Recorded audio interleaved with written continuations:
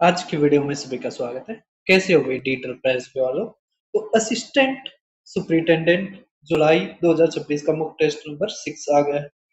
थोड़ा लेट हो गया लेकिन अभी हमारे पास टाइम है, तो मैं अब से लगभग 2 दिन में एक या लगातार आपके मुख्य टेस्ट देता रहूंगा। तो अब आप पहला क्वेश्चन देख पा रहे होगे, इसमें थोड़ी सी गड़बड़ रहेगी। वाई की भी स्पीड देख लो, वाई की स्पीड है हमारी 700 किलोमीटर प्रति घंटा। आपको जो पीडीएफ मैं टेलीग्राम पे दूंगा उसमें मैं ऐड कर दिया है, ठीक है। तो अब ये ट्रेन के जैसा ही होगा, जैसे ट्रेन में होता है ना, दोनों की स्पीड हम जोड़ देते हैं। तो अब आप जोड़ दो तो आ गया 120 मीटर। यहाँ पर अगर वो एक दूसरे की तरफ चल रहे हैं at different altitudes opposite direction में, तो दोनों की जोड़ हो जाएगी। तो 500 और 700 कितना आ जाएगा, 1200 किलोमीटर। अब 5/18 मीटर पर सेकंड बनाएंगे तो ऊपर आ गया 18, ठीक है। जीरो से जीरो, अब यहाँ पे आ गया 50, तो गुणा में 2 कर दो, ऊपर भी गुणा में 2, तो आ गया 3.36 सेकेंड हमारा आंसर, ठीक है। कर दो के भाई साहब। अब आप देखो हमारा क्वेश्चन नंबर सेकंड।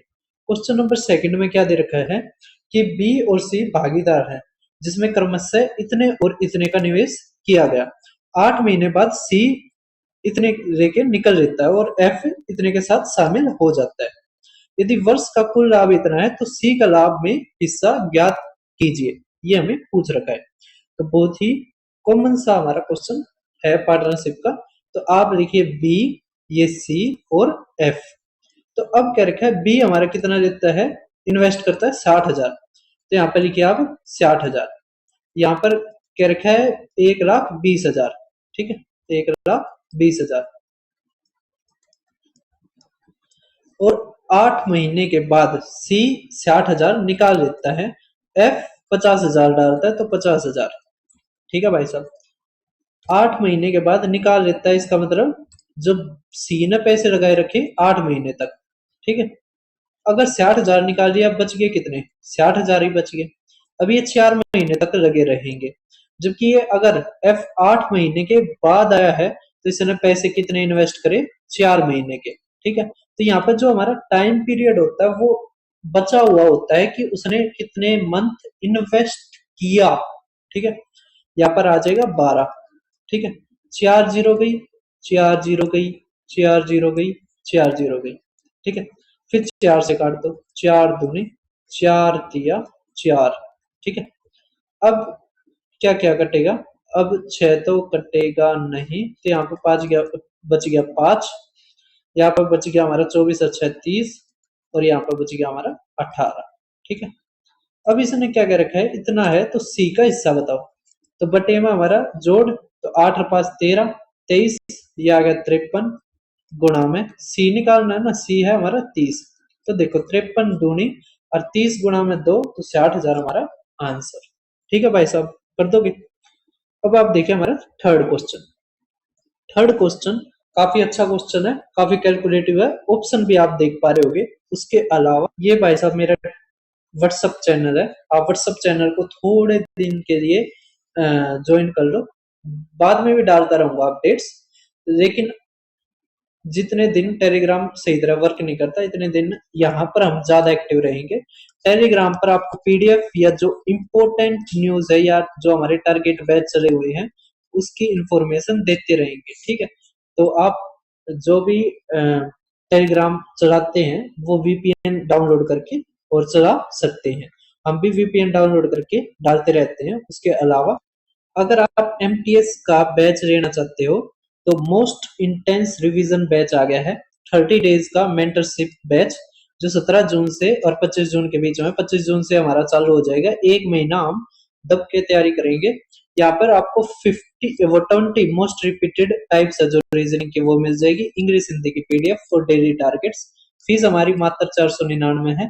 पेमेंट आप यहाँ पर कर सकते हैं, स्क्रीनशॉट मेरे पास टेलीग्राम पर ही भेज देना वीपीएन का यूज करके। उसके अलावा ये भाई साहब मेरा YouTube channel Deepak Sharma maths, आप इसको जरूर सब्सक्राइब करना। तो 50 रिपीटेड टाइप्स कोर्ट अटेंडेंट के मॉक टेस्ट, असिस्टेंट सुपरिटेंडेंट के मॉक टेस्ट आप देख सकते हो, ठीक है। अब से हम एक्टिव हो जाएंगे, थोड़ी ही रीच भी हमारी कम हुई है इसमें।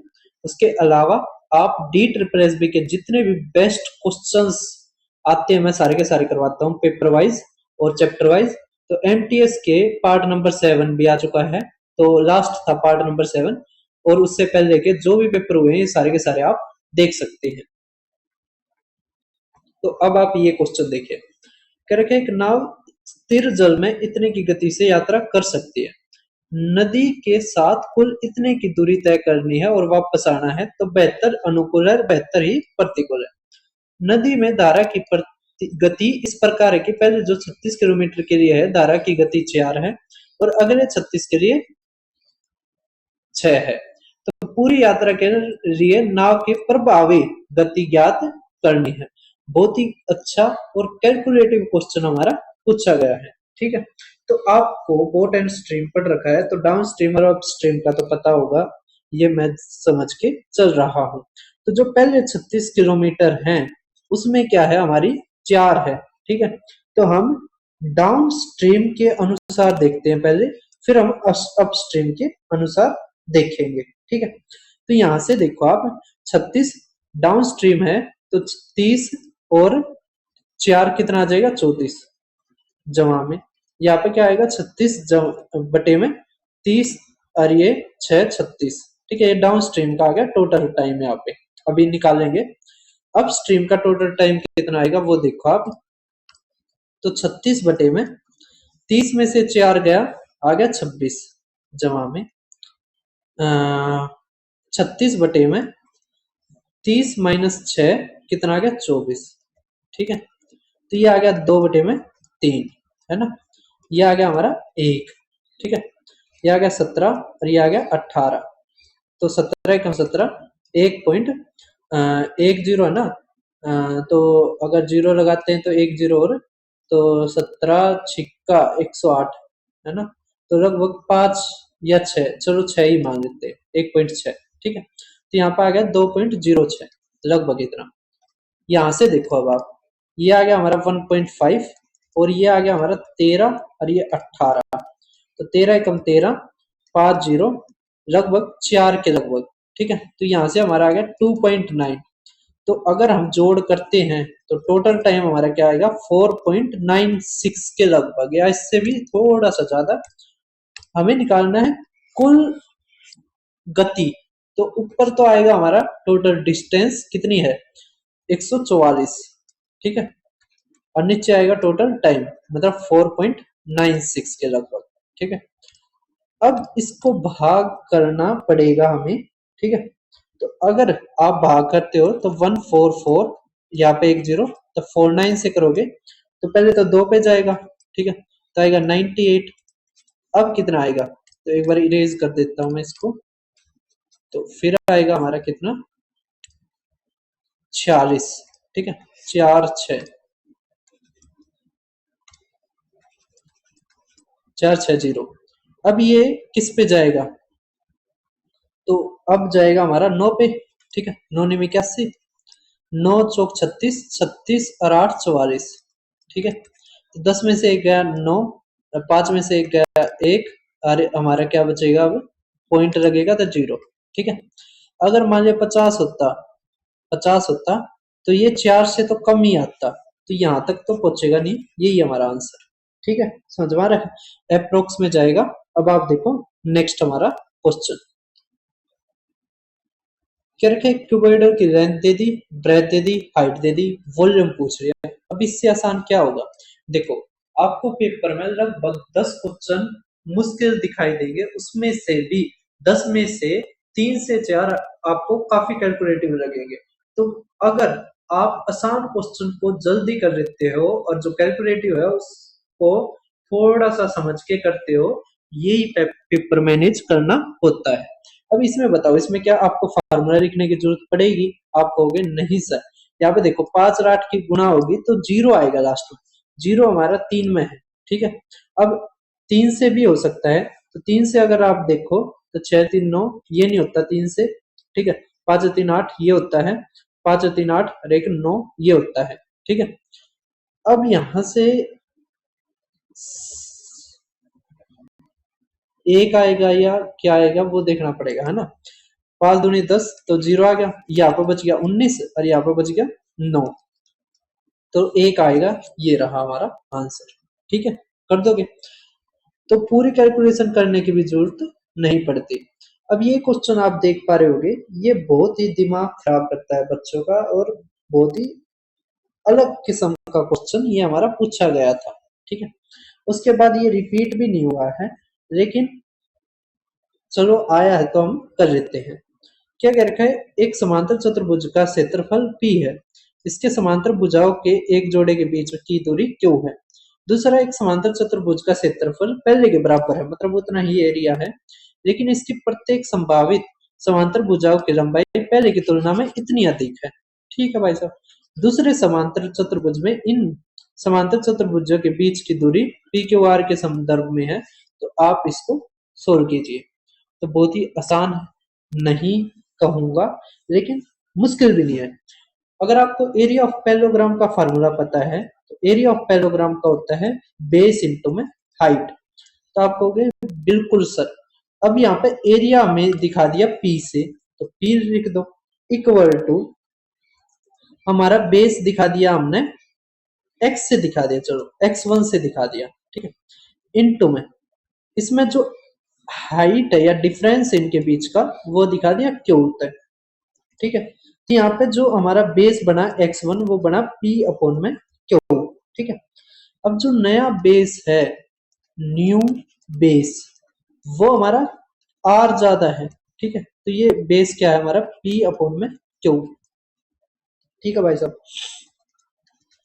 तो यहां से बनेगा हमारा p प्लस में क्यू आर अपॉन में क्यू।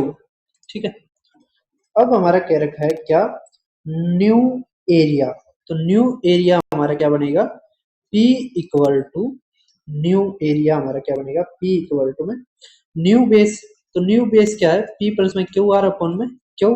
ठीक है, और हमारी हाइट, न्यू हाइट को हम दिखा देते h1 से। ठीक है, तो यहां से हमारा क्या बना, क्योंकि एरिया तो बराबर है तो एरिया की जगह तो हमने P रख दिया, बस यहाँ पे ये बेस ही इसमें बेस में बस आर जोड़ा है और सारा सेम है, तो यहाँ से क्यू ऊपर गया, नीचे आ गया हमारा P प्लस में क्यू आर, और ये हमारा बनेगी नई हाइट h1। ठीक है, तो P क्यू अपन में P प्लस में क्यू आर, डी ऑप्शन हमारा आंसर। ठीक है, समझ में आ गया।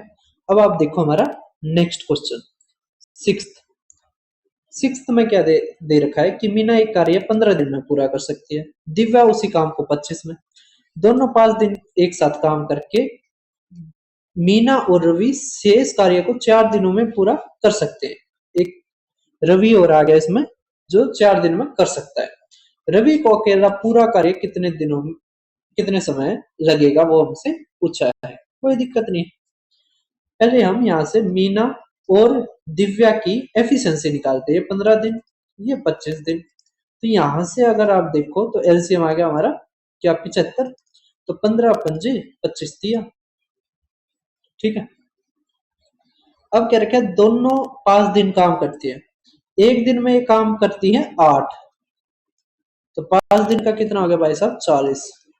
ठीक है, अगर 40 हो गया तो बचा हुआ काम कितना रह गया 35। 35 को मीना और रवि 4 दिन में करते हैं। यहां से हमें ये तो पता है ना, मीना एक दिन में कितना काम करती है 5, तो 4 दिन में कितना करेगी 20। ठीक है, तो यहां से हमारा क्या आ गया, 15 काम कौन करेगा, रवि करेगा।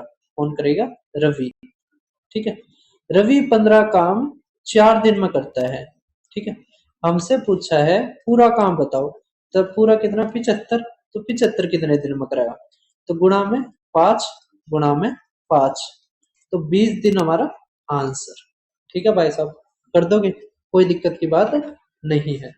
अब आप देखो हमारा 7th, क्या कर रखा है, एक कोट है जो इतने पे लिस्ट हुआ है, दो डिस्काउंट दिए है 15 और 20 का, तो सिंगल डिस्काउंट बताना है।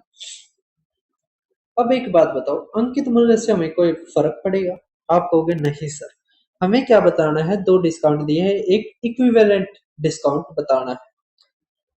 तो फार्मूला कब काम आएगा, फार्मूला क्या था, x प्लस में y माइनस में एक्स वाई अपॉन में 100। ठीक है, ये हमारा फार्मूला था जो मैंने आपको बताया था। इक्विवेलेंट अगर दो का मिलाकर एक का पूछा हो तो एक बार जोड़ दो, कितना आ गया 27 माइनस में 15 गुणा में 12 बटे में 100। ठीक है, तो 15 दूनी 30 और ये आ गया 18, तो आ गया 1.8। अब दो घटाओगे तो 25.2 हमारा आंसर। ठीक है, कर दोगे। अब आप देखो हमारा नेक्स्ट क्वेश्चन, आठवां। क्या दे रखा है आठवें में कि ई और एफ दो माली हैं। ई एक बगीचे में 12 दिन में लगा सकता है, एफ 18 दिन में। 3 दिन तक एक साथ काम करके एफ चला जाता है, तो ई को शेष कार्य पूरा करने में कितने दिन लगेंगे, ये हमारा पूछ रखा है। ठीक है भाई साहब, तो यहां से देखो ई कितने दिन में लगाता है 12 दिन में, एफ कितने दिन में 18 दिन में। ठीक है, अब यहां से एलसीएम लो आप, कितना आ गया 36, तो 12 तिया 18 दूनी करके वे 3 दिन तक एक साथ कार्य करते हैं, तो एक साथ करते हैं तो 5 गुणा में 3 तो 15 काम हो गया। फिर एफ चला गया तो बच गया कितना 21। 21 को कौन करेगा, ई करेगा। ई कितना करता है 3 के उससे, तो आगे 7 दिन हमारा आंसर। ठीक है भाई साहब, कर दोगे, समझ पा रहे हैं। ये तरीका आपने कर रखा होगा, और इसमें क्या ही मैं अलग से बताऊं, मॉक टेस्ट में वैसे भी आपकी स्पीड बढ़ाई जाती है, अब इसमें भी क्या मैं बेसिक करके बताऊं आपको। अब ये क्वेश्चन देखो, बहुत ही आसान, और पिछली बार भी मैंने ये क्वेश्चन करवाया था आपका। कैसे करेंगे, कह रखा बाजार जाने के लिए माया की सामान्य गति इतनी है, तो स्पीड आएगी कितनी 12। फिर कह रखा पंचर, टायर में पंचर हो जाता है तो गति आधी हो जाती है, तो अब कितनी होगी 16। तो यहाँ से अगर रेशियो लोगे तो आ गया 2:1, ये हमारा आ गया स्पीड का रेशियो। ठीक है भाई साहब, तो टाइम का रेशियो हमारा क्या होता है, इसका उल्टा होता है। टाइम का रेशियो इसका उल्टा होता है या इनवर्स होता है, तो आ गया 1:2। ठीक है, मतलब वो पहले वो अगर 2 टाइम लेता था, पहले 1 लेता था तो अब 2 ले रहा है। ठीक है, स्पीड घट गई तो टाइम बढ़ गया। तो यहाँ पर जो एक यूनिट है, यहाँ पर कितने मिनट को दिखा रही है 15 मिनट को। अब क्या रखा है यूजुअल टाइम बताओ आप, तो यूजुअल टाइम क्या है 1, तो 1 गुणा 15, 15 मिनट हमारा आंसर। ठीक है, अगर कहे कि उसका घटा हुआ मतलब स्पीड घटने के बाद का बताइए, तो 15 गुणा में 2 30 मिनट हमारा आंसर। ठीक है, तो कितना बड़ा सवाल हमने छोटे से उससे कर दिया। अब करके मीन प्रोपोर्शनल, तो मीन प्रोपोर्शनल का क्या मतलब होता है, √189 गुणा में जेड इक्वल टू में 63। अब यहाँ पे क्या करते हो दोनों तरफ स्क्वायर, 63 गुणा में 63। ठीक है, और ये आएगा 189 गुणा में जेड इक्वल टू, अब 63 तिया होता है और 3 से काटेंगे तो 21 हमारा आंसर। ठीक है भाई साहब, कर दोगे। अब आप देखो 11वां, 11वां क्या दे रखा है, कंपाउंड इंटरेस्ट दे रखा है हमारा। अगर आप एक चीज देखो मोटा मोटी, तो 2 साल का 5% के उससे 10.25% होगा। ठीक है, हम 10.25% ना मान के इसको 10% ही मानते हैं, क्योंकि इससे ज्यादा असर नहीं पड़ेगा। अगर 328 है, ठीक है, तो 100% निकालेंगे तो 3280 हो जाएगा लगभग। ठीक है, 3280 हो जाएगा, तो 3200 हमारा आंसर। समझ में आया। ठीक है, तो ऐसे हम अप्रोक्स करके क्वेश्चनों को कर सकते हैं। ठीक है, अब आप देखो नेक्स्ट 12वां, क्या कह रखा है इसमें, 150 मीटर लंबी एक ट्रेन इतने की गति से चल रही है, जिस दिशा में ट्रेन चल रही है उसी दिशा में इतने की गति से दौड़ रहे व्यक्ति को पार करने में कितना समय लगेगा। कोई दिक्कत नहीं है, सेम डायरेक्शन है। ठीक है, ये ध्यान रखना क्या है सेम डायरेक्शन। तो 68 - 8 कितना आ गया 60, तो आ गया 60 किलोमीटर प्रति घंटा। इसको मीटर पर सेकंड में बदलोगे तो 5/18, तो 6 तिया और 50 तिया, तो ये भी ऊपर जाएगा, तो 9 सेकंड हमारा आंसर। ठीक है भाई साहब, कर दोगे। अब कह रखा है कि कोई धनराशि साधारण ब्याज पर 8 वर्षों में दुगनी हो जाती है। इसका मतलब अमाउंट हमारा कितना होगा, दुगना, मतलब दो। दो जब ही तो होगा जब प्रिंसिपल आपने कितना मानना होगा, प्रिंसिपल आपने मानना होगा एक। इसका मतलब सिंपल इंटरेस्ट कितना आया भाई साहब, एक। तो कह रखा है प्रति वर्ष ब्याज की दर, तो हमारा क्या आएगा यहाँ पे, सिंपल इंटरेस्ट गुणा में 100 अपॉन में प्रिंसिपल गुणा में रेट, ना गुणा में समय, क्योंकि रेट तो पूछ रखा है बटे में 8, तो 100 बटे में 8 होता है 12.5%। ठीक है, इसमें करने की लायक था नहीं ये क्वेश्चन, वैसे मैंने करवा दिया आपको। करके अगर लेंथ 20% बढ़ती है, ये 10% घटती है, तो आप फार्मूला लगाओ x प्लस में वाई प्लस में एक्स वाई अपॉन में 100। अब जिसमें घटोतरी है वहां पर माइनस लगा दो बस। अब यहाँ पे क्या आएगा, 20 माइनस में 10 माइनस में 20 गुणा में 10 बटे में 100, तो 8% इंक्रीज हमारा आंसर। ठीक है भाई साहब, ये तो काफी बार पूछा जाता है। नेक्स्ट देखो, क्रिटिकल लिस्ट वैल्यू कौन सी है, जिसको हम 12 16 18 से भाग करेंगे तो 5 बचेगा। तो कोई भी एक आप वो उठा लो, ठीक है, मतलब कोई भी इनमें से एक नंबर उठा लो। मान लिया आपने 16 उठाया, तो 16 निम्न 144, ठीक है, 144 अगर इसको भाग करते हैं तो 5 बच रहा है, इसमें और किसी में तो नहीं बच रहा। ठीक है, तो यही हमारा आंसर, कर दोगे। नेक्स्ट देखो, अब क्या कर रखा है, 5 चेयर और 7 मेज इतने में खरीदते हैं, 7 कुर्सी और 5 मेज इतने में, तो कुर्सियों की कीमत बताओ। कोई दिक्कत नहीं है, यहाँ पे बहुत सारे टीचर अलग अलग तरीके बताते हैं, मुझे वो बहुत कंफ्यूजिंग लगते हैं, और ऐसा लगता है कि पेपर में भी बच्चे कंफ्यूज हो जाएंगे उसको अप्लाई करने में। तो हम सिंपल सा लगाएंगे, यहाँ पर आएगा 5x, यहाँ पर आएगा 7y इक्वल टू 3900, ये 7x 5y इक्वल टू में 3300। ठीक है, अब हमें निकालना क्या, कुर्सियां, मतलब x निकालना है, तो y को काट दो, तो यहाँ पे क्या करो, 5 से गुणा इस पूरे को, और यहाँ पे पूरे को 7 से गुणा। अब देखो 7 पंजे 35, 7 पंजे 35, ये कट गए हमारे दोनों के दोनों, घटाएंगे जब, ये आ गया 25, ये आ गया हमारे 49, तो आ गया 24x। अब डबल जीरो हमारी कॉमन आएगी, डबल जीरो को आप अलग रखो। यहाँ पे देखो 7 या 21, 7 या 21 है तो 23। अब देखो 40 से अगर करें तो 200 आएगा, उसमें से 5 घटा दो तो आएगा 195। अगर आप घटाओ तो 231 236, मतलब यहाँ पे आ गया 36 डिफरेंस आ गया, तो 3600 हमारा आ गया। तो 12 दूनी 12 तिया 300 है, तो 2 से करेंगे तो कितना आ गया भाई साहब, 150 हमारा आंसर। ठीक है, कर दोगे, कोई दिक्कत की बात नहीं है। अब आप देखो हमारा रेशियो का बहुत ही आसान है क्वेश्चन, क्या रखा है, A ratio B ratio C, क्या रखा है 3:4, और ये दे रखा है 8:9। ठीक है, अब यहाँ पे फिल करो तो ये आएगा 4, और यहाँ पे फिल करो तो 8, अब 4 से कट जाएगा। ठीक है, तो आएगा 6:8:9। हमारा क्या रखा है, ए और सी का रेशियो बताओ, तो 6:9 कटेगा, कितना आएगा, 2:3 हमारा आंसर। ठीक है भाई साहब, अब आप देखो नेक्स्ट 18वां, क्या रखा है, 10 छात्रों की औसत आयु कितनी है, 15 वर्ष। शिक्षक की आयु शामिल कर ले तो आ गया 11, अब कितनी, एक वर्ष की वृद्धि होगी तो होगी 16। ठीक है, फिर क्या, शिक्षक की आयु ज्ञात कीजिए, तो यहाँ से अगर देखो तो एक इंक्रीज हो रहा है, तो एक गुणा में 10, तो 10 इंक्रीज हो जाएगा, तो आ गया हमारा कितना, 26, तो 26 साल हमारे आंसर।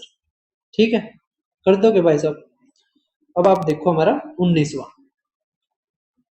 बहुत ही आसान क्वेश्चन है, क्या रखा है, लाभ प्रतिशत ज्ञात कीजिए अगर 20% और 10% का हो, तो कोई दिक्कत नहीं है, या तो 100 मान के कर लीजिए, 8% आएगा हमारा, या फिर आप फार्मूला सीपी अपॉन में एमपी इक्वल टू में वो, अरे वो क्यों करना है, अगर मार्कअप दे रखा है और डिस्काउंट है तो इसका सक्सेसिव ही हमारा क्या आता है, प्रॉफिट। ये बहुत बार मैंने क्वेश्चन करवा लिया। तो इसमें आएगा x माइनस में वाई, माइनस में एक्स वाई अपॉन में 100। ठीक है, समझ में आ रहा है, ये लगा लो। या फिर आप यही फार्मूला x प्लस में वाई प्लस में एक्स वाई अपॉन में 100, ठीक है, ये लगा के जैसे यहाँ पे डिस्काउंट है तो बस माइनस आ जाएगा y के सामने, है ना। करके 1200 को ए बी सी में इतने में बांटा गया, तो बी का बताओ। तो अब यहाँ से देखो आप, टोटल कितना हो गया 10, तो 10 से कट गया। क्या रखा बी, तो 3 से करोगे तो 36, मतलब 360 हमारा आंसर। ठीक है भाई साहब। अब आप देखो 21वां, इसमें हमारे ये ऑप्शंस दे रखे हैं। ये टाइप बहुत बार आती है और मैंने इसका शॉर्टकट भी बता रखा है, ज्यादा टेंशन नहीं लगा रेडी। 100 मान के कर दो इसको, तो 100 गुणा में 40 का अगर डिक्रीज होता है तो बच गया 60 बटे में 100, मतलब 6 बटे में 10। 50 का होता है तो 5 बटे में 10, मतलब 1 बटे में 2।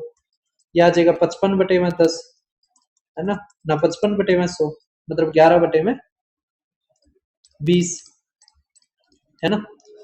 तो 11 बटे में 20, और यहाँ पर इंक्रीज करके 70% का, तो आएगा 17 बटे में 10। ठीक है भाई साहब। अब बस काटते जाओ जो कटता हो, जैसे ये हमारा कट गया, 2 से काटोगे तो 3 आ गया। ठीक है, समझ पा रहे हैं। अब यहाँ पे देखो 17 51, 11 से करोगे तो 1 6 5।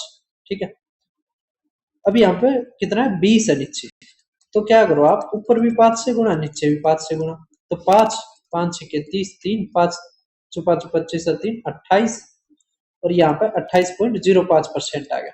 ठीक है, मतलब कि पहले 100 था, अब आ गया 28.05, मतलब कितने का डिक्रीज हुआ, तो लगभग 71% कुछ, है ना। तो ये रहा 71.95% का डिक्रीज। ठीक है भाई साहब, कर दोगे। इंक्रीज तो है नहीं, इंक्रीज तो वैसे कट जाएगा, कर दोगे। तो थोड़ी सी कैलकुलेशन आपको करनी पड़ेगी इस टाइप के सवालों में, और आसानी तो आप कर दोगे। अब ये वल्गर फॉर्म में हमें बताना है, क्वेश्चन किस तरह आता है ये 5.12 और 2 के ऊपर बार, इसको आपको वल्गर फॉर्म में लिखना है। तो आपको पहले ऐसे कैसे लिख लेना है, तो 512, अब जितने के ऊपर बार नहीं है वो घटा दो, तो 51 के ऊपर नहीं है, बटे में।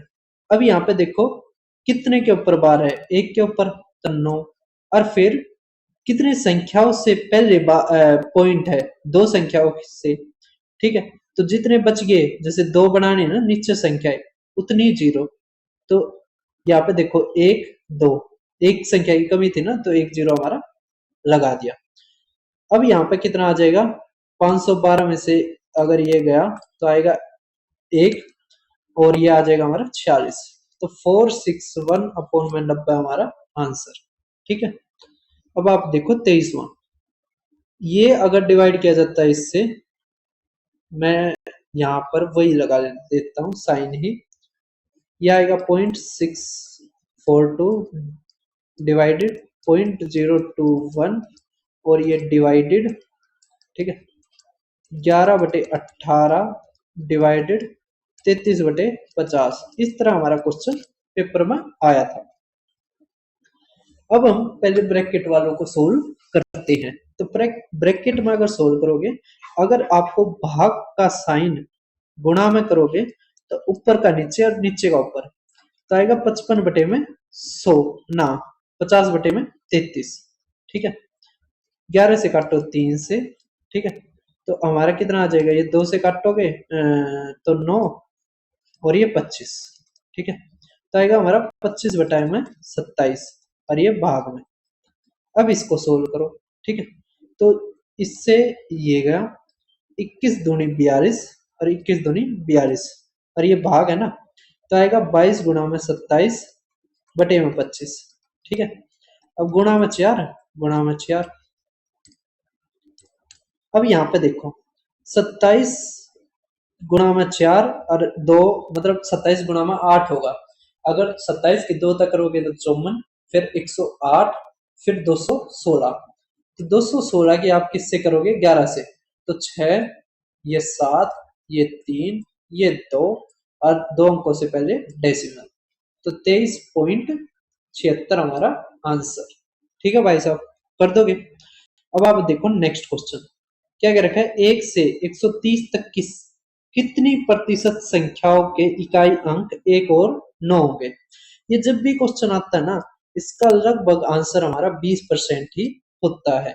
ठीक है, करने का आसान तरीका क्या है, जैसे कह रखा है कितनी संख्याओं के इकाई अंक, इकाई का मतलब है यूनिट डिजिट, तो एक किस किस में होगा, 1 में होगा, 11 में होगा, 21 में होगा।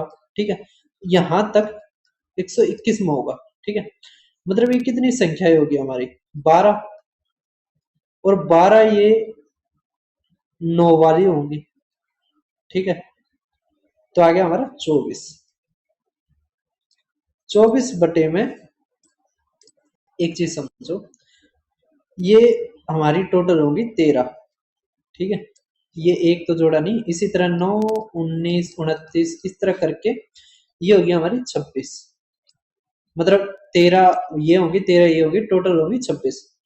टोटल संख्या हमारी कितनी होगी, 130। मतलब ये हमारी होगी 13 13 26। वैसे 1 से लेके 130 तक होगी 130 गुणा में 100, तो हमारा कितना आ गया, 20% हमारा आंसर। और ज्यादातर इस क्वेश्चन में 20 ही परसेंट हमारा आंसर आता है। ठीक है भाई साहब, अब आप देखो नेक्स्ट करके, एक इलेक्शन में 2 कैंडिडेट के बीच में 10% तो इनवैलिड थे, फिर जो विनर है वो 60% वैलिड वोट्स का प्राप्त करता है और 1800 वोटों से जीतता है। इसका मतलब अगर पहले 100 थे, अब 10 इनवैलिड हो गए, बच गए कितने, 90। अब इसमें से जो जीतने वाला है उसने प्राप्त करे कितने, 60%।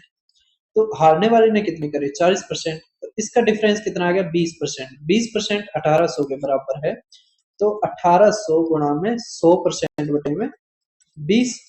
अब यहां से एक चीज और समझो कि 90% टर्म में से था, हमें बताने total number of votes, total number of votes, तो 100 बटे में 90। ठीक है, तो यहां से हमारा क्या आ जाएगा, 10,000 हमारा आंसर। ठीक है, कर दोगे भाई साहब? अब आप देखो 26वां क्या कह रखा है, 26वें में एक सप्ताह के लिए तापमान रीडिंग ये है। अब यहाँ पे एक चीज देखो, डिफरेंस एक एक का है, इसका मतलब सेम डिफरेंस है।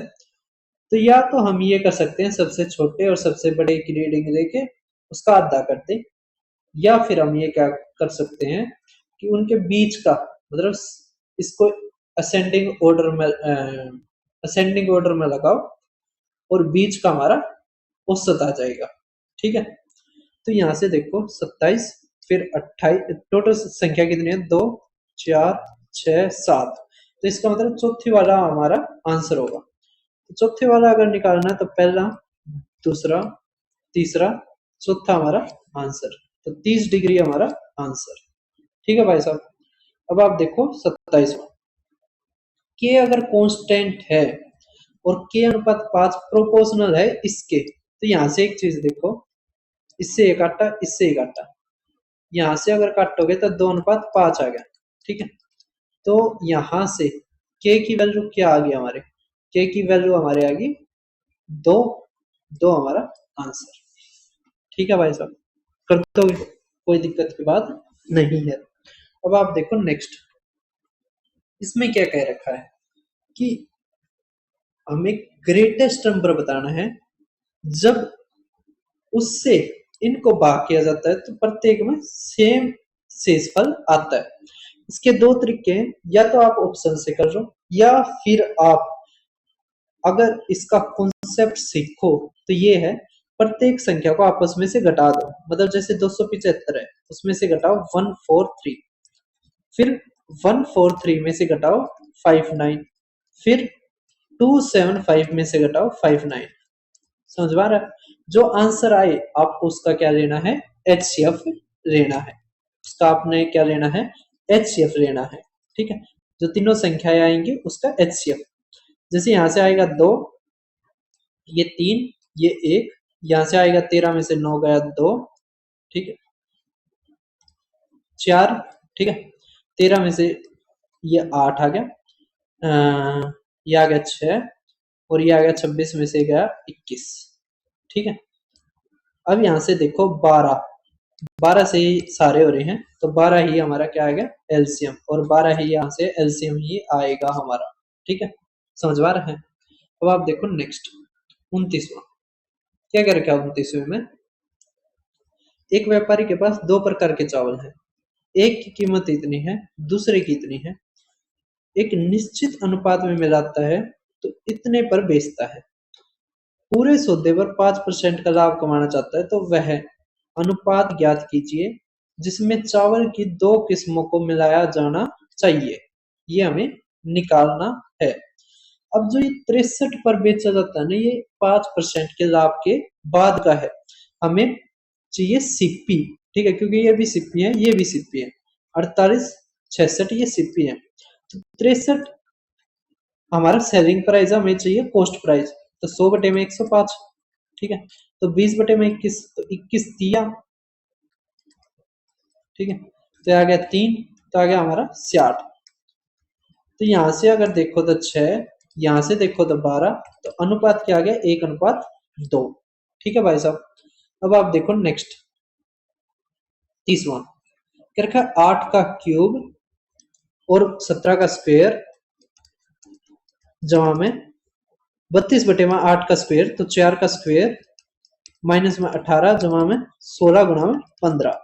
ठीक है, ये हमें निकालना है, आप इसका कमेंट में आंसर देना। अब ये टाइप काफी बार देखने को मिलती है, क्या रखा है पहली दो संख्याओं तीसरी संख्या से इतनी अधिक है। पहली दो संख्याएं तीसरी संख्या हम मानेंगे 100। ठीक है, ये हमारी थर्ड है, तो सेकंड और फर्स्ट क्या आएगी वो हमें देखनी है। क्या रहेगा 10% अधिक है तो आगे 110, और ये 25% अधिक है तो 125।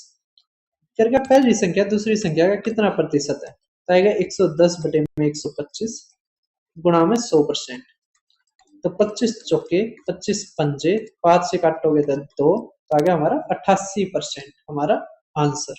ठीक है भाई साहब।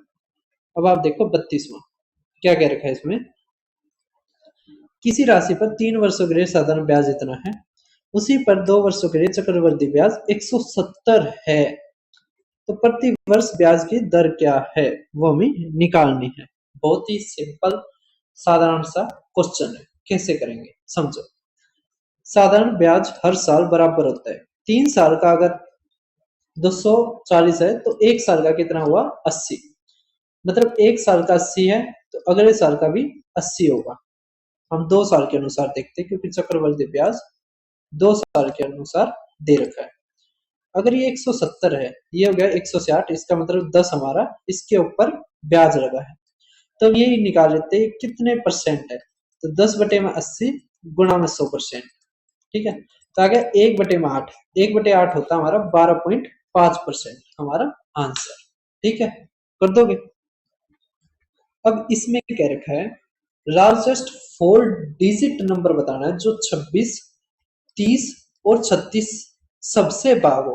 अब 30 के लिए लास्ट में 0 आना जरूरी है, 0 इसमें नहीं आता, कट गया। अब 24 का मतलब होगा, 36 का मतलब होगा 4 से भाग होना चाहिए, 4 से ये भाग नहीं होता, ये भाग नहीं होता, ये हमारा आंसर। ठीक है, कर दोगे। ऐसे मेरे पास बहुत तरीके हैं, लेकिन वही है भाई, आप कह देते हो सर आप ऐसे करवाते हो जैसे खुद ही सीखने लग रहे हो, तो मैं शर्मा का भाई करवाना पड़ जाता है। तो देखो 6 और 3 9, 7 में से 9 गया तो आ गया -2 तो 5, फिर आ गया -1, यहाँ पे आ गया 5, 5 आ गया तो ये गुणा में करेंगे तो 30, मतलब 10 आ गया। अब 240 को 10 से भाग करेंगे तो आ गया 24। बताओ नेक्स्ट देखो, 2 की पावर x प्लस में y इक्वल टू हमारा दे रखा है भाई साहब कितना 16, और 3 की पावर 2x माइनस में y इक्वल टू 27। तो अब यहां से देखो आप 16 को कैसे लिख सकते हैं, 2 की पावर 4 और 27 को 3 की पावर 3, तो यहां से ये आ गया ना x प्लस में y इक्वल टू 4, और 2x -y3, ठीक है। तो बस क्या करो, जोड़ दो, जोड़ोगे तो y से y गया, यहाँ से आ गया भाई 3x। अब ये एक चीज आपको पता होगी कि बेस बराबर है, बीच में बराबर का साइन है तो पावर बराबर हो जाएगी, ये बेसिक चीज है, क्या ही मैं बार बार जिक्र करूँ इसका। ये 7 हो गया, ठीक है। तो यहाँ से x की वैल्यू आ गई 7/3। अगर x की वैल्यू 7/3 आ गई तो यहाँ पे भी रखो, तो 7/3 है, घटा दोगे तो आ गया हमारा कितना, 5/3। y कितना आ गया, 5/3। तो यहाँ से अगर आप देखो तो आ गया 7 जमा में 5/3, तो 7 21 और 5 26/3 हमारा आंसर। ठीक है भाई साहब, कर दोगे। अब आप देखो नेक्स्ट, नेक्स्ट 36वां है, क्या क्या रखा है इसमें। 1939 में एक चक्रवर्ती ब्याज पर निवेश किया जाता है और यह 2019 तक बढ़कर 625 हो गया, तो 1999 में इसका मूल्य क्या था, ये हमारा पूछ रखा है। तो भाई ये क्वेश्चन आपको कंफ्यूज करता है लेकिन आसान होता है, कैसे। यहाँ पे देखो 1939 है, यहाँ पे कितना 2019, डिफरेंस कितना आ गया 80। अगर 80 साल में ये 5 की पावर 4 हुआ है, ठीक है। ये 1999 और यहाँ पे डिफरेंस रहोगे तो 60 साल आ गया, ठीक है। तो 60 साल में ये जो हो रहा है ना, ये 20-20 साल के चक्कर में हो रहा है, ठीक है। तो अगर आप यहाँ से रेशियो भी करके देखो, ठीक है, तो 4:3 आएगा, तो ये आपको 5 की पावर 3 125 हमारा आंसर हो जाएगा, ठीक है। जैसे जो 60 साल है ये हमारा 3/4 है ना 80 का, तो ग्रोथ फैक्टर हर 20 साल का देखे, क्योंकि यहाँ पे 20 का अंतर है ना, तो वो कितना आ रहा है, 5 आ रहा है, ठीक है। कितना आ रहा है, 5 आ रहा है। तो 60 साल के बाद 1 × 5 की पावर 3 हो जाएगा, ठीक है, समझ में आ रहा है। अब आप देखो नेक्स्ट, वैसे भी ये क्वेश्चन जब भी आता है तो 625 और 125 के ऊपर ही आता है। क्या कह रखा है इसने, 4.75 के उससे चक्रवर्ती ब्याज पर इतने रुपए उधार रहता है, तो कितने वर्षों में ठीक इतने रुपए होगा, ब्याज इतना होगा, कोई दिक्कत नहीं है। ऊपर क्या आएगा, सिंपल इंटरेस्ट, तो 3059 इंटू में 100 में प्रिंसिपल, प्रिंसिपल कितना भाई 12,880, और यहाँ पे ये हमारा आ जाएगा, इसको लिख सकते हैं 4 से 3/4, 4 × 4 = 3 19, और ये ऊपर आ जाएगा 4, ठीक है भाई साहब। अब एक जीरो से एक जीरो गई, 4 से देखो, 4 दिया, 4 दूनी 4 दूनी, ठीक है, 19 से काट लो, 19 एकम 19, 19 सत्ते 19 छिक्का 19 एकम, ठीक है। अभी ये आ गया दुगना, 2 से काटेंगे तो ये 5, तो 5 साल हमारा आंसर, ठीक है भाई साहब, कर दोगे। 38वां देखो, क्या कह रखा है इसमें, 50 लैपटॉप इतने में इतने रुपए प्रति लैपटॉप की दर से खरीदे, उनमें से 30 को 20% के लाभ पर और शेष को 10% की हानि पर बेच दिया, व्यापारी को कुल लाभ कितना हुआ वो पूछ रखा है। अब यहाँ पे देखो 50 लैपटॉप है, 30 को इतने पे बेच दिया तो बचे कितने 20, तो आ जाएगा हमारा 30:20, ये हमारा हो गया 20% का लाभ, और ये आ गया हमारा 10% का नुकसान, ठीक है। तो यहाँ से अगर आप करो तो 0 से 0 गया, यहाँ पे क्या हो जाएगा गुणा बस, तो आ गया 60, और ये आ गया माइनस का 20/5, तो 40/5 8% हमारा आंसर, ठीक है। अब जो बचे हुए 2 क्वेश्चन है वे देखिए, तो अब आप देखिए ये क्वेश्चंस, ठीक है। हमारा दे रखा है ये, और पाई चार्ट दे दिया, फिर 5 प्रोडक्ट दे दिए, टोटल 12 इसकी वो दे दी, और हमारी सी की पूछी है, तो 15 × 12 तो 1,80,000 हमारा ये आंसर, और ये है, ठीक है। अब भाई मुझे याद नहीं है सच्ची बताऊं तो, ये मैंने थोड़ा शायद 3-4 दिन पहले मॉक टेस्ट बनाया था, तो पक्का नहीं है ये ईटीआई के हैं, क्या पता ये पिछले मॉक टेस्ट के हो, तो मुझे याद नहीं है, ठीक है। अगर ये पिछले वाले के होंगे तो मैं नेक्स्ट वाले में जो अब वाले हैं वो जोड़ दूंगा, ठीक है। तो टेंशन लेने की जरूरत नहीं है। किसमें कह रखा है मोस्ट ड्रामा टिकट सोल्ड हुई, तो पहले दिन 50 है, 70 है या 60 है, तो दे सेकंड हमारा आंसर। कितने आसान क्वेश्चन पूछ रखा है। फिर मिलते हैं, धन्यवाद सभी का, ऐसे ही जुड़े रहें, तैयारी करते रहें।